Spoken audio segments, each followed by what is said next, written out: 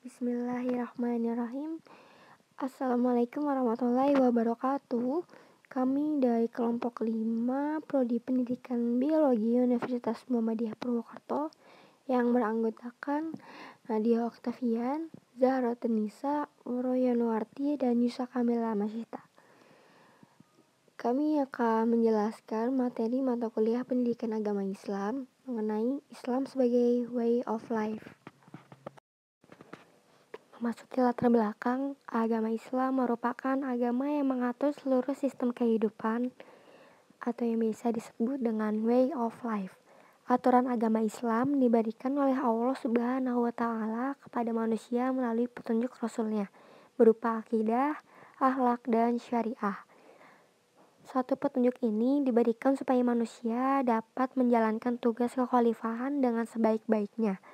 Tugas kekhalifahan dalam menjaga segala ciptaannya, termasuk di dalamnya menjaga bumi beserta isinya.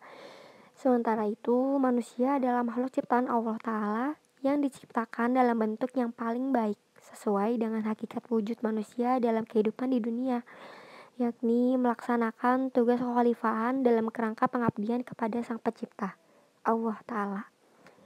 Sebagai khalifahnya di muka bumi, manusia diberi amanah untuk memberdayakan seisi alam raya dengan sebaik-baiknya, guna mensejahterakan seluruh makhluk. Agama Islam sebagai way of life juga merupakan ajaran yang memberikan petunjuk arah dan aturan-aturan syariah pada semua aspek kehidupan manusia, guna memperoleh kebahagiaan di dunia dan di akhirat. Masya Allah, baik banget kan Allah ke kita. Selanjutnya, berlanjut pada pembahasan mengenai pengertian Islam. Dalam buku Al-Tarifat karya Al-Jurjani, kata Islam diartikan sebagai kerendahan dan ketundukan terhadap apa yang dikabarkan oleh Rasulullah SAW. Di definisi pertama, Islam adalah bersyahadat bahwa tiada ilah selain Allah dan Muhammad adalah Rasulullah, mendirikan sholat, menunaikan zakat, berpuasa Ramadan, dan menunaikan ibadah haji. Sebagaimana dalam hadis Jibril terdapat kutipan pembicaraan dari Jibril dan Rasulullah. Ketika Rasulullah ditanya oleh Jibril tentang Islam, "Wahai Muhammad, kabarkan kepadaku apakah Islam itu?" Rasulullah SAW pun menjawab, "Islam adalah engkau bersyahadat bahwa tiada ilah selain Allah dan Muhammad adalah Rasulullah. Engkau mendirikan salat, engkau membayar zakat, engkau berpuasa Ramadan dan melaksanakan haji jika mampu." Di definisi pertama ini memotret Islam dari sisi amalan utama atau 5 rukun utama yang tidak boleh ditinggalkan oleh orang yang memeluk agama Islam. Karena pilar utama Islam adalah 5 rukun yang baru saja disebutkan. Jadi, Islam diidentikan dengan rukun Islam tersebut. Kemudian masuk definisi kedua, Islam adalah kerendahan, penyerahan diri, dan ketundukan kepada Allah Rabbul Alamin. Ketundukan ini disyaratkan harus dalam bentuk pilihan, bukan karena terpaksa, yaitu ketundukan terhadap Allah di atas segala bidang. Definisi kedua ini mirip dengan definisi yang diberikan oleh Al-Jurjani, yaitu definisi Islam dengan pendekatan bahasa.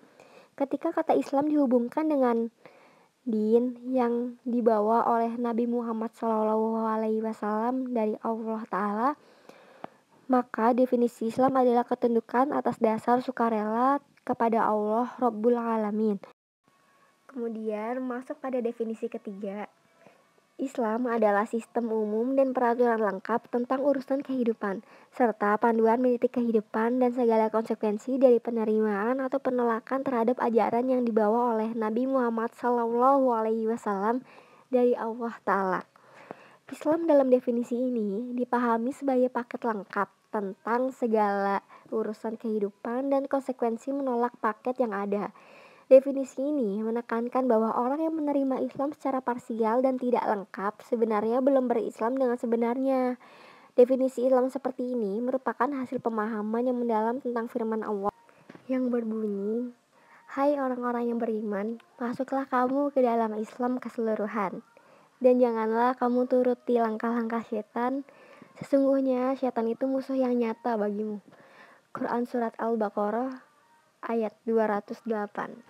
Dan di definisi keempat, Islam adalah kumpulan seluruh nilai yang diturunkan Allah kepada Nabi Muhammad SAW untuk disampaikan kepada seluruh manusia, baik hukum akidah, akhlak, ibadah, muamalat, serta berita-berita yang disebutkan dalam Al-Quran dan As-Sunnah. Definisi ini mirip dengan definisi ketiga, tetapi definisi keempat ini menambahkan bahwa Islam tidak hanya menjelaskan tentang aturan kehidupan, tetapi juga informasi-informasi atau berita-berita yang diperlukan dalam kehidupan manusia. Definisi ketiga dan keempat tentang Islam bisa dipahami dari firman Allah, yang artinya, pada hari ini telah kusempurnakan untuk kamu agamamu dan telah kucukupkan kepadamu nikmatku dan telah kuridhoi Islam itu jadi agama bagimu. Quran Surat Al-Maidah ayat 3. Ya, memasuki definisi kelima, di sini tertuliskan bahwa Islam adalah jawaban yang benar dan tepat untuk menjawab 3 pertanyaan prinsip yang selalu menyibukkan akal manusia dan selalu muncul dalam pikiran mereka sepanjang masa. Yaitu pertanyaan dari mana kita berasal, untuk apa kita hadir di muka bumi ini, dan kemana tempat kembali. Untuk pertanyaan pertama, dari mana kita berasal, Islam menjawab bahwa manusia berasal dari Allah yang menciptakan manusia dari 2 perpaduan utama, yaitu jasad dan roh. Jasad kita diciptakan dari tanah dan saripati tanah, serta roh berasal dari Allah Subhanahu wa Ta'ala. 2 perpaduan ini membuat manusia memiliki 2 kebutuhan yang harus dipenuhi, yaitu kebutuhan jasad dan kebutuhan ruh. Tentang pertanyaan kedua, apa tujuan hidup manusia hidup di dunia ini? Islam menjawab bahwa tujuan utama hidup di muka bumi ini adalah untuk beribadah kepada Allah Subhanahu wa Ta'ala. Karena tujuan utama hidup adalah ibadah, maka seluruh aktivitas manusia tidak boleh keluar dari tujuan utama tersebut. Adapun jawaban pertanyaan ketiga, kemana kita akan kembali? Islam menjawab, setelah kehidupan dunia ada kehidupan abadi di akhirat. Dan manusia akan menempati salah satu dari 2 tempat yang disediakan untuk mereka, yaitu surga buat yang beriman dan beramal soleh selama di dunia, dan neraka untuk yang kufur dan melanggar aturan-aturan Allah. Nah, setelah kita membahas tentang pengertian Islam beserta definisinya, sudah waktunya kita membahas tentang tujuan Islam. Tujuan dalam Islam adalah membentuk pribadi yang kamil, di samping juga membentuk masyarakat yang ideal, yang menitikberatkan pembentukan moral dan kerohanian sebuah masyarakat. Dan tidak lupa turut membangunkan nilai ketamadunan, seterusnya membina masyarakat yang kukuh dan berwibawa di mata dunia. Islam diajarkan dan dipelajari sejak kecil agar bertujuan untuk menyelamatkan manusia dari penderitaan hidup di dunia maupun di akhirat. Dengan berpegang teguh pada ajaran ini, semua manusia pasti akan damai dan sejahtera, karena Islam mengajarkan norma-norma hidup dan perilaku kehidupan yang baik dan jauh dari penderitaan beserta kemaksiatan yang akan membawa kita pada penyiksaan di hari akhir nanti. Dengan adanya pemahaman Islam, manusia akan lebih bisa mendekatkan diri kepada Sang Pencipta dan akan terhindar dari segala siksa dan dosa. Ya, tujuan Islam sudah dijelaskan kan barusan. Lalu ada baiknya kita membahas tentang fungsi dari Islam. Seperti yang tertulis di sini, Islam memiliki 4 fungsi, yaitu yang pertama sebagai pembimbing dalam hidup, kedua penolong dalam kesukaran, ketiga penentram batin, dan yang keempat pengendali moral.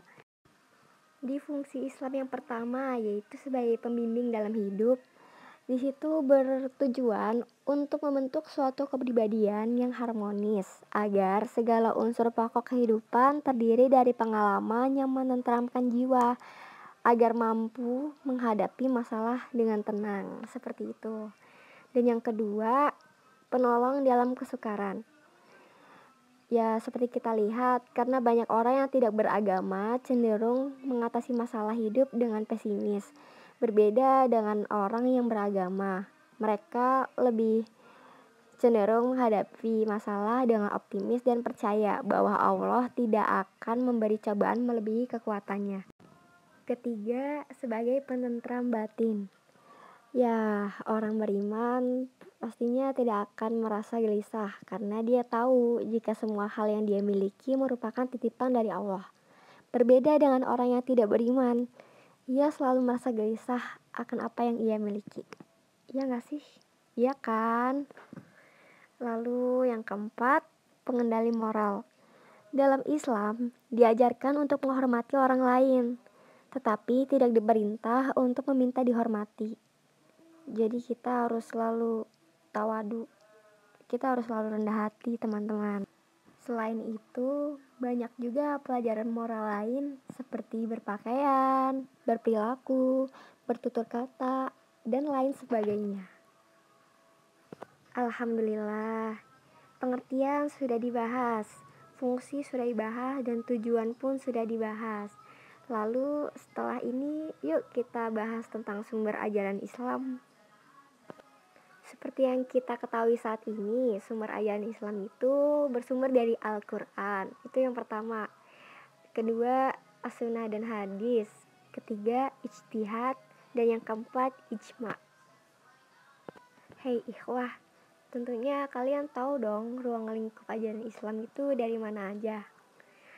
Yakni dari Tuhan, manusia, alam, penciptaan, dan keselamatan. Yuk disimak penjelasannya. Yang pertama, ruang lingkup ajaran Islam dari Tuhan. Dalam Al-Quran, perkataan Tuhan dikenal dengan istilah Rob, Malik, dan Ilah. Masing-masing istilah tersebut mempunyai arti tersendiri. Rob dalam Al-Quran sering dihubungkan dengan kata kerja seperti yang terdapat dalam surat Al-Alaq ayat 1-5, yang artinya, bacalah dengan menyebut nama Tuhanmu yang menciptakan. Dia telah menciptakan manusia dari segumpal darah.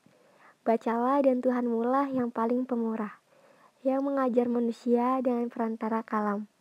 Dia juga mengajarkan kepada manusia apa yang tidak diketahuinya.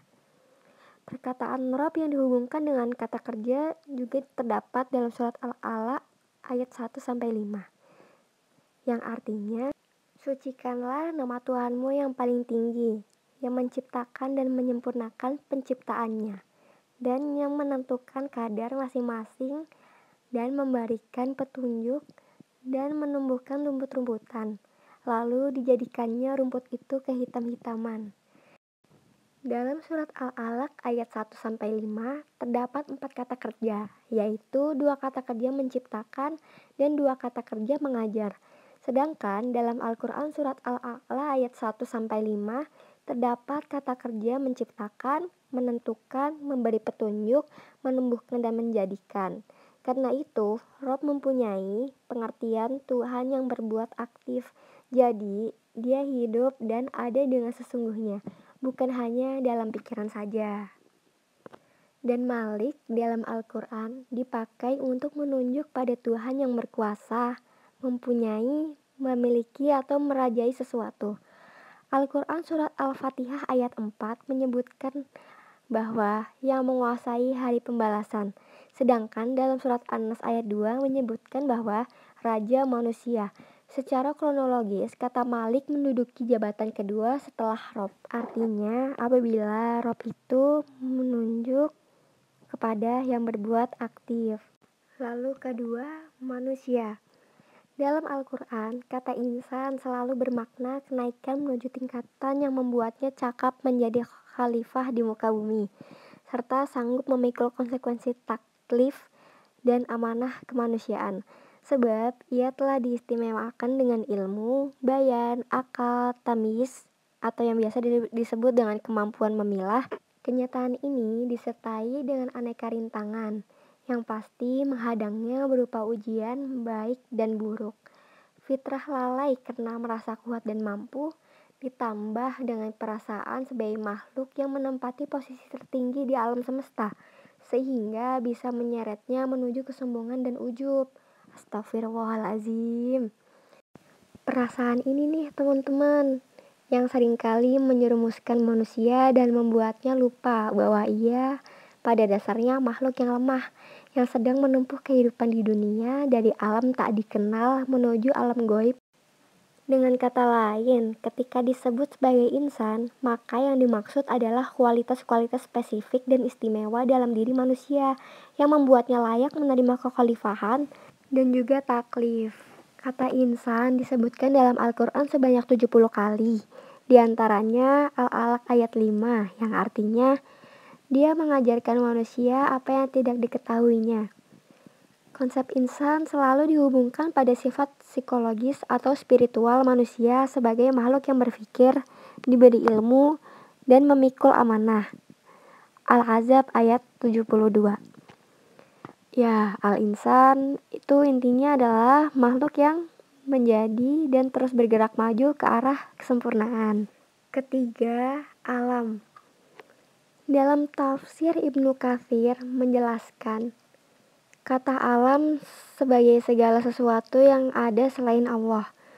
Al-Wa'lim berarti berbagai macam makhluk yang ada di langit, bumi, daratan, maupun lautan. Dan setiap angkatan dalam kurun zaman atau generasi juga disebut sebagai alam. Menurut para ulama, alam didefinisikan sebagai segala sesuatu selain dari Allah. Sementara itu, para filsuf muslim mendefinisikannya sebagai kumpulan jauhar yang tersusun dari madad dan suhrat. Madad yaitu materi dan suhrat yaitu bentuk, yang dimana ada di bumi dan di langit. Dengan demikian, kata ini menunjukkan banyaknya alam yang diciptakan dan dipelihara oleh Allah. Sebagian darinya tidak diketahui oleh manusia, hanya Allah yang mengetahui. Keempat, penciptaan. Teori penciptaan ini dalam Islam adalah kepercayaan bahwa alam semesta tidak hanya yang diciptakan oleh Allah, tetapi juga dijalankan oleh Allah dalam setiap waktu, sebagaimana dijelaskan dalam ayat berikut. Fir'aun berkata, "Maka siapakah Tuhanmu berdua, wahai Musa?" Musa berkata, "Tuhan kami ialah Tuhan yang telah memberikan kepada tiap-tiap sesuatu untuk kejadiannya, kemudian memberinya petunjuk."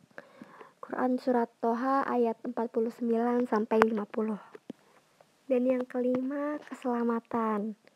Keselamatan merupakan sesuatu yang diharapkan oleh semua umat manusia. Dalam Islam, terdapat konsep keselamatan yang dijanjikan oleh Allah Ta'ala, yang banyak dijelaskan oleh Al-Quran. Setiap umat yang taat kepada Allah akan mendapatkan keselamatan, baik di dunia maupun di akhirat. Dan Allah memerintahkan untuk selalu berada dalam lingkungan keselamatan. Selalu berada di lingkungan keselamatan berarti itu lingkungan yang baik dong. Dan juga Allah memerintahkan untuk tidak mengikuti langkah-langkah syaitan. Apabila muslim memenuhi kewajibannya, maka Allah akan memberikan keselamatan sekaligus kenikmatan dunia dan akhirat. Tuh, gimana? Baik banget kan Allah? Jadi teman-teman, keselamatan di dunia ini dapat dirasakan apabila umat Islam menaati segala apa yang diperintahkan oleh Allah dan menjauhi segala larangannya. Untuk menambah dan memperluas wawasan kita tentang Islam, yuk kita pelajari karakteristik ajaran Islam. Seperti yang tercantum di sini, karakteristik ajaran Islam terbagi menjadi 7, yaitu yang pertama Rabbaniyah, kedua Syumuliyah, ketiga Insaniyah, keempat Sabat wa Tahur, kelima Tawadun, keenam Waqiyah, dan yang ketujuh Ijabiyah. Di karakteristik ajaran Islam yang pertama yaitu ada Rabbaniyah. Rabbaniyah ini ya sesuai penjelasannya yang tertulis di sini, Islam ini adalah agama atau jalan hidup yang bersumber dari Tuhan. Ia bukan kreasi manusia, juga bukan kreasi nabi yang membawanya. Maka Islam itu jalan Tuhan, jalannya Allah, rencananya Allah, maksudnya agamanya Allah gitu. Tugas para nabi itu adalah menerima, memahami, dan menyampaikan ajaran itu kepada manusia. Kedua, syumuliyah. Ajaran Islam mencakup seluruh dimensi kehidupan manusia, dari pribadi, keluarga, masyarakat, hingga negara. Dari sosial, ekonomi, politik, hukum, keamanan, lingkungan, pendidikan, hingga kebudayaan. Jadi yang syumuliyah ini ruang lingkupnya lumayan luas ya teman-teman. Keempat, ada sabat wa tatawur. Islam membawa ajaran yang bersifat hakikat-hakikat besar, yang bersifat juga tetap dan permanen, dan juga tidak akan pernah berubah dalam semua ruang dan waktu. Hakikat-hakikat itu melampaui batas-batas semua dan waktu, serta bersifat abadi, seperti hakikat abadi tentang wujud dan keesaan Allah, hakikat penyembahan kepada Allah, hakikat alam sebagai ciptaan, dan wadah fisik bagi kehidupan kita. Hakikat-hakikat manusia sebagai makhluk yang paling terhormat karena misi kekhalifahannya juga loh. Kelima, tawazun. Ajaran Islam seluruhnya seimbang dan memberi porsi pada seluruh aspek kehidupan manusia secara proporsional. Tidak ada yang berlebihan atau kekurangan. Tidak ada juga perhatian yang ekstrim terhadap satu aspek dengan mengorbankan aspek yang lain, karena semua aspek itu satu kesatuan dan menjalankan fungsi yang sama dalam struktur kehidupan manusia. Jadi ada keseimbangan antar bagian-bagian yang bersifat fisik atau zohir dan metafisik atau goib dalam keimanan. Keenam, wakiyah. Ajaran Islam diturunkan untuk berinteraksi dengan realitas-realitas objektif yang nyata-nyata ada sebagaimana ia adanya. Selain itu, ajaran-ajarannya didesain sedemikian rupa yang memungkinkannya diterapkannya secara nyata dalam kehidupan manusia. Dan yang ketujuh, ijabiyah. Ajaran Islam mengajarkan untuk bersifat positif dan menjalani kehidupan sebagai lawan dari pesimisme dan fatalisme. Karena keimanan bukanlah sesuatu yang beku dan kering yang tidak sanggup menggerakkan manusia, melainkan keimanan adalah sumber tenaga jiwa yang mendorong manusia untuk merealisasikan kebaikan dan kehendak Allah dalam kehidupan yang real, yang nyata. Jadi kesimpulan yang dapat diambil adalah ajaran Islam merupakan agama yang mengatur seluruh sistem kehidupan. Dan aturan agama Islam diberikan oleh Allah kepada manusia melalui petunjuk Rasul berupa akidah, akhlak, dan syariah. Fungsi Islam adalah sebagai pembimbing dalam hidup, penolong dalam kesukaran, penentraman batin, dan pengendali moral. Ya, sekian presentasi dari kami. Mohon maaf bila ada kesalahan dalam tutur kata maupun cara penyampaiannya. Wassalamualaikum warahmatullahi wabarakatuh.